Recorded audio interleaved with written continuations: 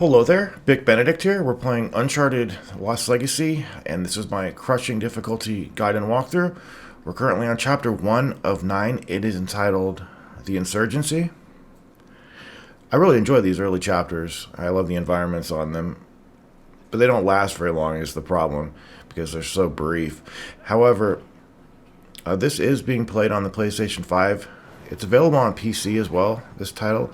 It's from the Legacy of Thieves Collection, but I don't feel it's as well optimized on PC as it is on the PlayStation 5. So if you didn't watch my Uncharted 4 walkthrough, I did remap buttons, and I have an alternate control scheme. So if you do want a different take on somebody else and what their button inputs are, somebody who likes the more classic button scheme from the older versions, what I do is I switch R1 and triangle. So I switch out the triangle is normally reload, so I just put reload on R1, and then that leaves the grenades on triangle.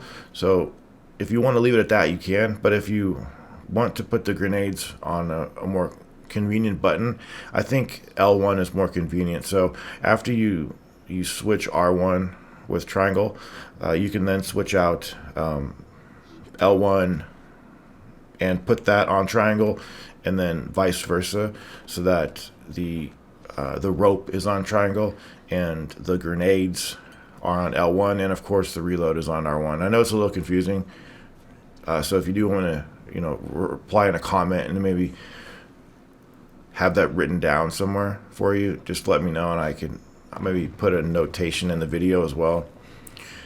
But I just feel that works better, and Lord knows we're not going to be shooting as much as we could, because I don't find the shooting fun on these games, and I just mean Uncharted 4 in this title.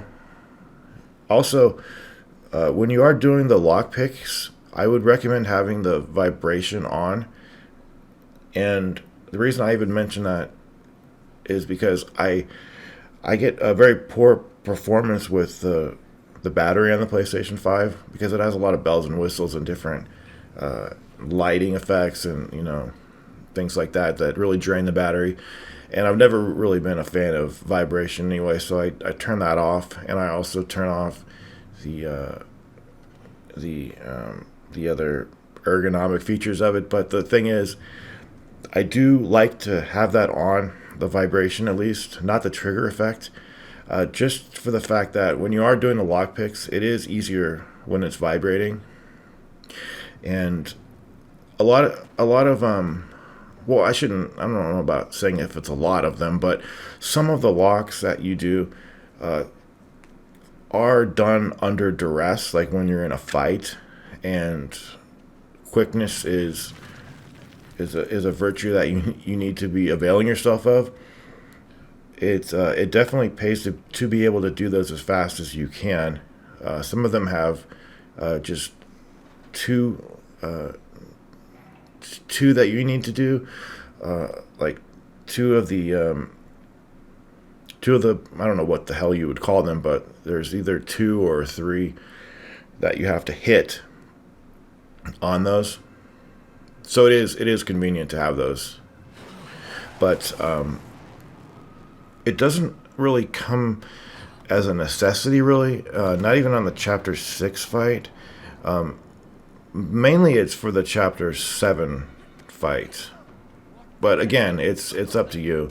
And then when you get down here, this is just some quick combat that you do.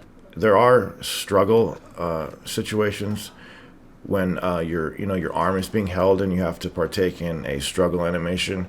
So you need to be just holding whatever button you have for the counterattack. Since we've changed it, I use R1 for that, but that's never going to appear on the screen because it doesn't update the button prompts for you. It's an older game, it's from the PlayStation 4 era. But it could have done that, but it's not necessary anyway. But after you do this fight, that's the end of the chapter.